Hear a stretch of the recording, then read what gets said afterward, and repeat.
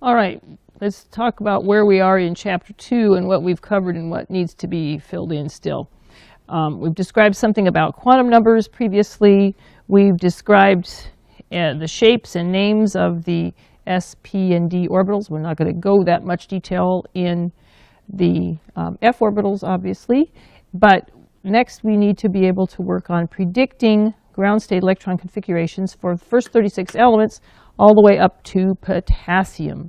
And we'll also use orbital filling diagrams gradually to determine the number of paired and unpaired electrons in a given electron configuration, including these rules we call Hund's rule. All right, where will that take us? So we're in section 10 of this chapter, where the orbital energy levels in multi-electron atoms are discussed in more detail. Where does the differences in these energies derive? There's the quantity in a concept called the effective nuclear charge. When you think of the nucleus as having a charge of Z, then we're going to call that with the letter Z, subscript EFF, to describe that nuclear charge that's actually experienced by an electron wherever it sits in an atom. So think about it in terms of this diagram on the left. If you have a nucleus with however many electrons, depends on which atom we're talking about, and there's going to be various shells of electrons around that nucleus, there will always be a combination of influences. The outer electrons are always going to be attracted towards the nucleus by the nuclear charge, because obviously the nuclear charge is going to be plus protons, right? Protons in there, and those protons will pull them in. But they're also going to be repelled by the inner electrons. The inner electrons are between the nucleus and the outer electrons, so there's going to be a balancing of influences between repulsions and attractions. So the inner electron is going to repel that outer electron to some extent. And so there's an effective charge that's experienced by the electron based on what is between an outer electron and a nucleus.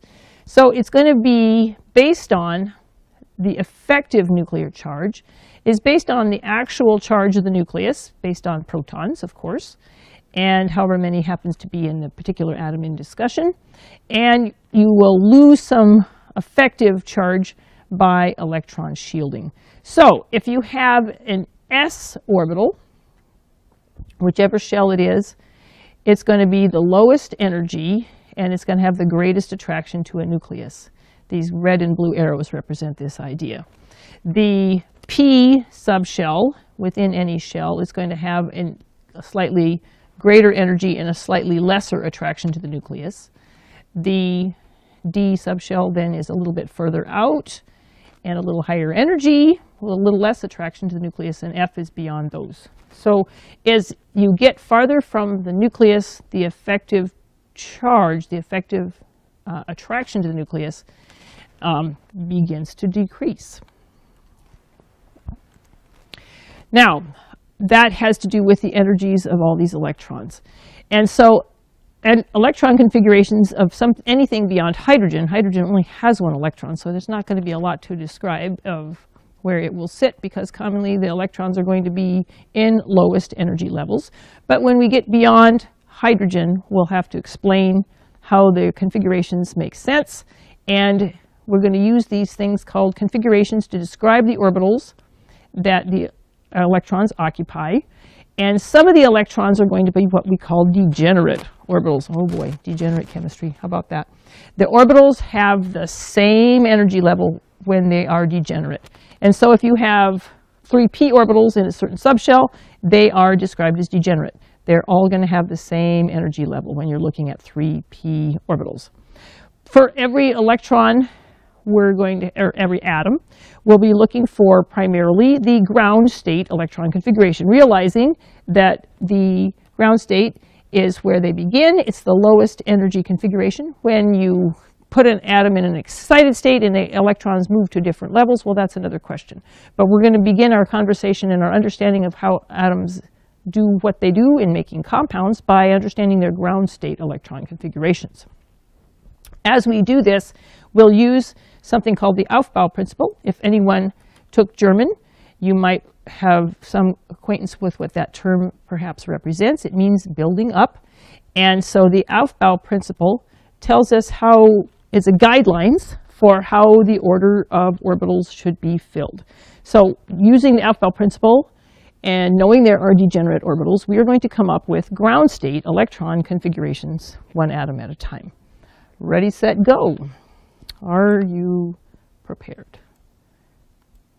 So the Aufbau principle tells us that we're going to start with lowest energy orbitals before we get to any higher energy orbitals. So every time you have an inner shell, we will fill those, represent those electrons being filled before any higher ones are considered. After that, we need to remember that any orbital is going to always hold at most 2 electrons, and they're going to have opposite spins. And thirdly, if there are degenerate orbitals, 2 or more, like such as the p orbitals would be, 1 electron is going to go into each orbital until all the degenerate orbitals are half full. This is called Hund's rule. And Hund's rule gives us this pattern for filling orbitals.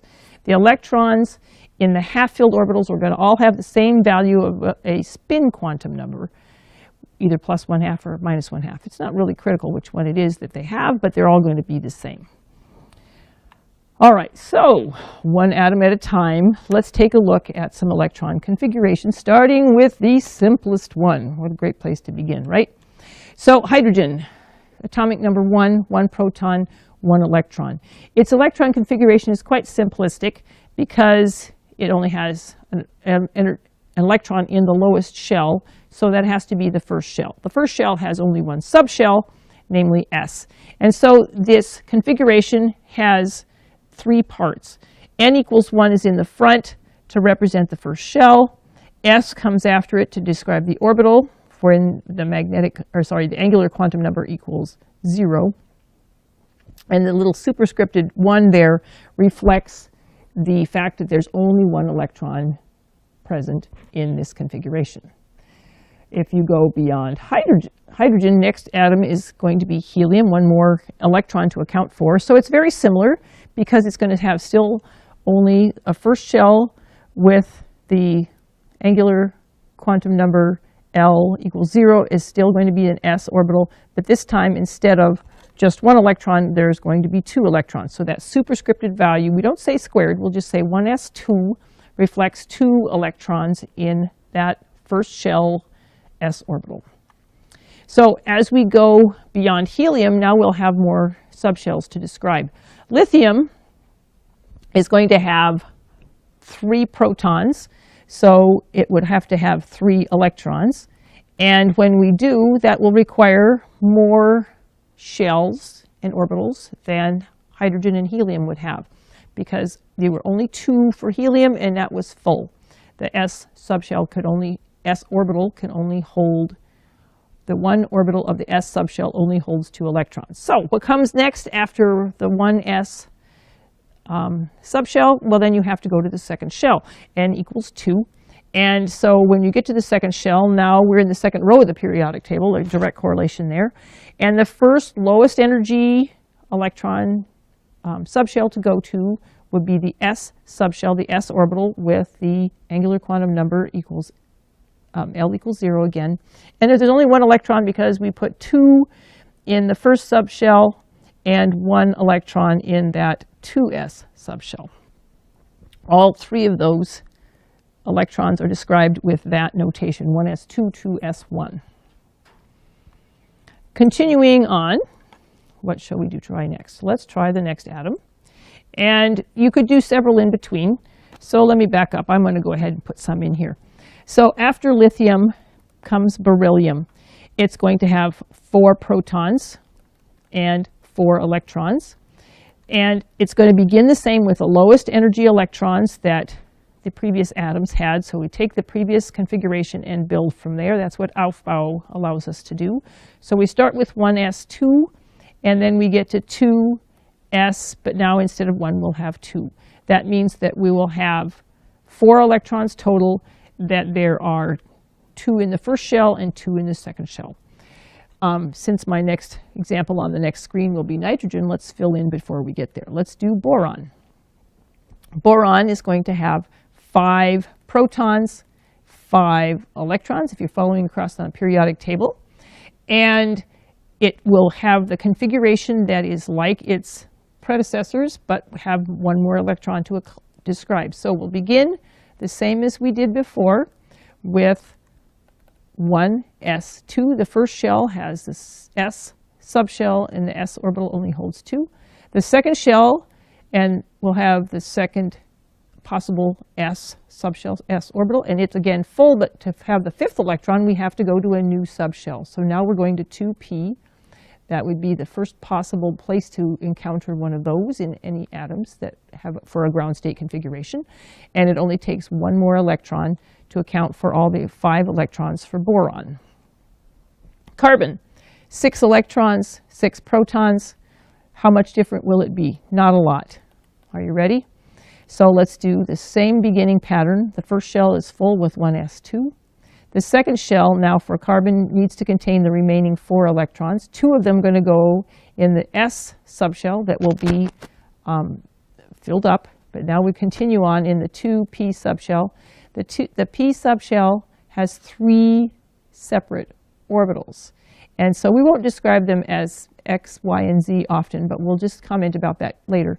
But for the moment, let's just call it 2 in the 2p subshell, for a total of 6 electrons for the ground state configuration for carbon. All right, forward. Let's now go to nitrogen. Nitrogen has 7 protons and 7 electrons. And so how do we do this? We're going to put them all into the 2p orbital. The 2p orbital, and it's the 2p subshell. And I got a dot on the screen. I want to make that go away. Wait a minute here. So the N atom with 7 protons, 7 electrons.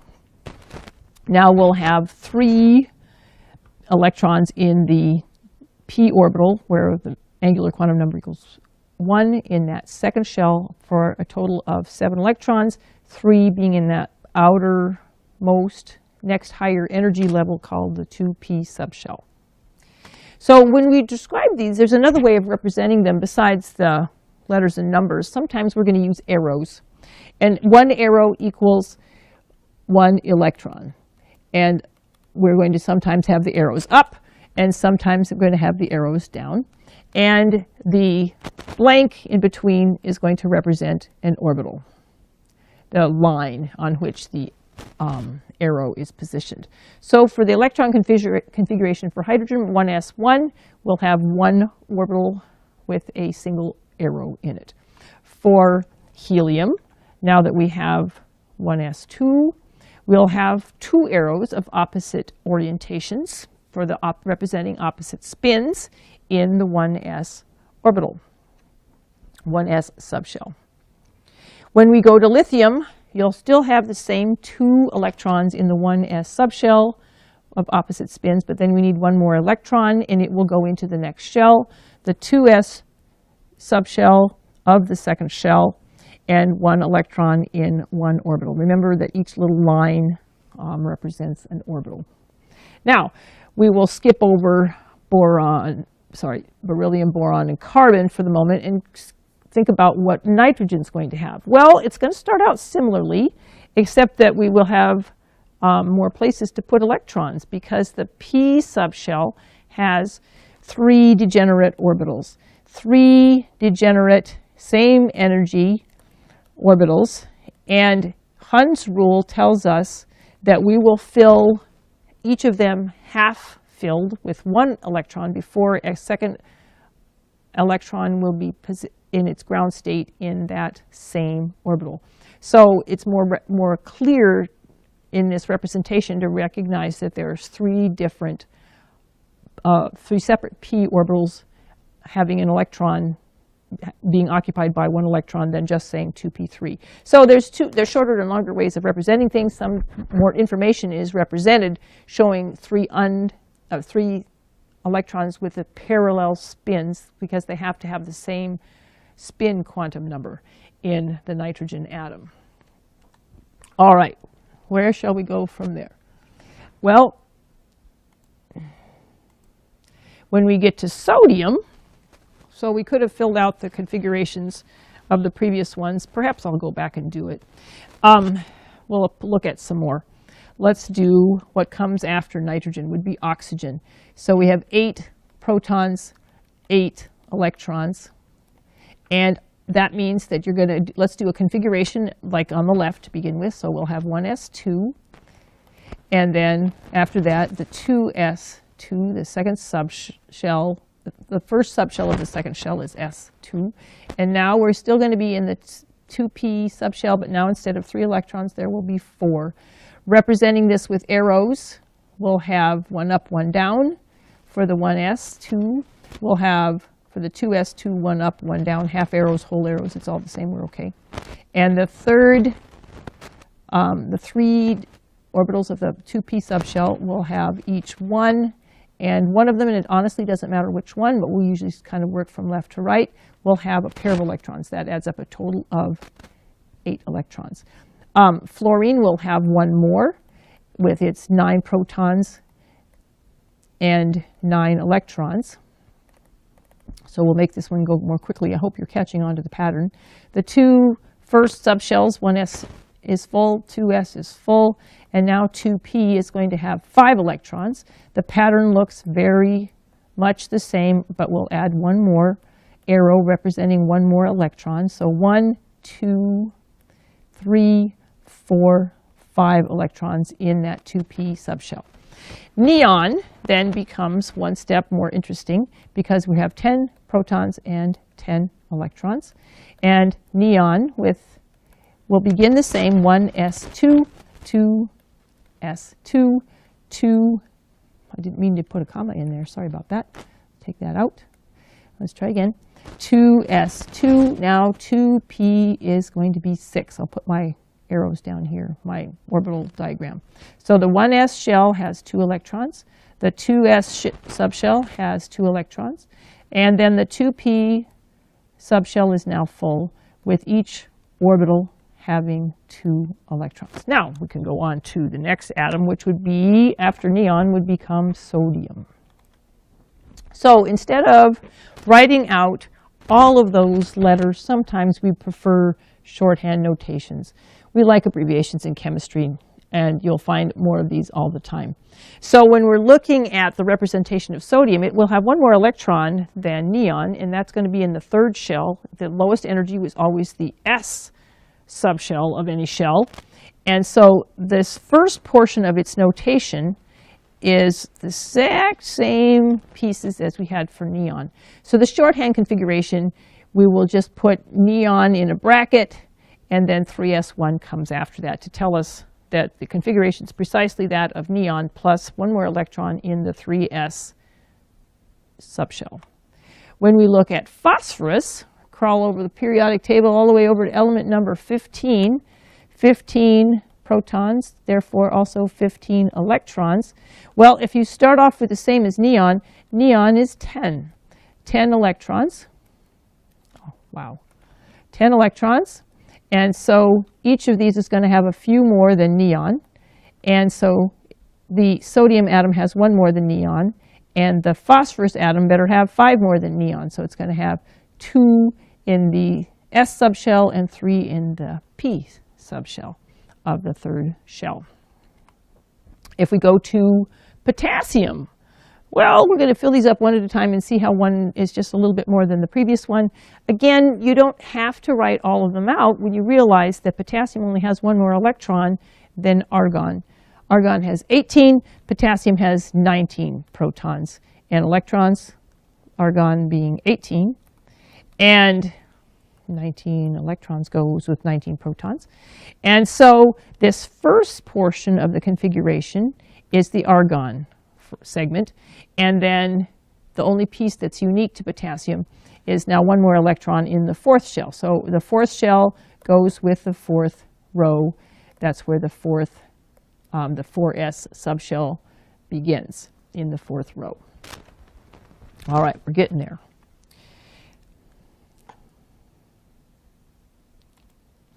If you go beyond potassium, 2 more elements down, you get to scandium.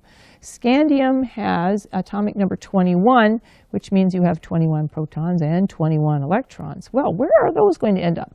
Well, here's where the electron configurations get interesting, because it has to do with overlapping energy levels in multi-electron systems.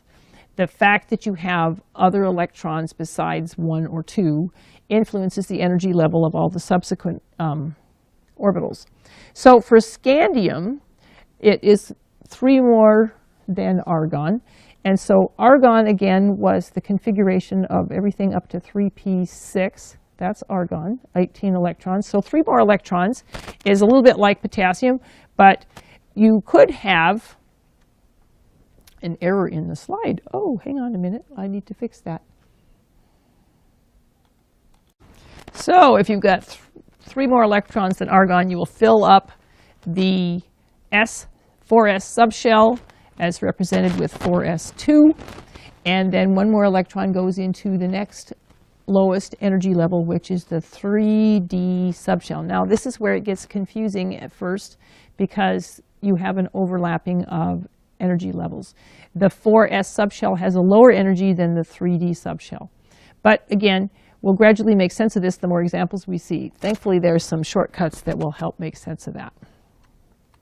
All right, there's a chart in the textbook. Wow, oh wow. This gives you a way of representing the outer electrons. The outer electrons have a name for every element are shown here.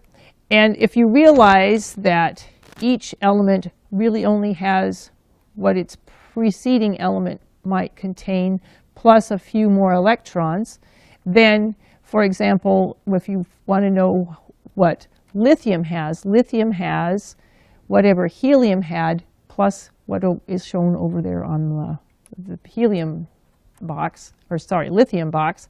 And so it's going to have 2s1 in addition to what was shown for helium, namely 1s2. The outer electrons have a name. They're called valence electrons. We're going to spend a lot of time concerning ourselves with these. Now, if you want to memorize these, that's one thing, but we're going to do our level best to understand them instead of memorizing them, because that's far more helpful than just memorizing, because they're very, very useful patterns that you'd like to follow here. The one we just ended up with is worth noting, scandium. It has 4s2, 3d1, because the preceding elements ended up with 4s2, but then we added 1 more electron in a d subshell, and so that becomes 3d1.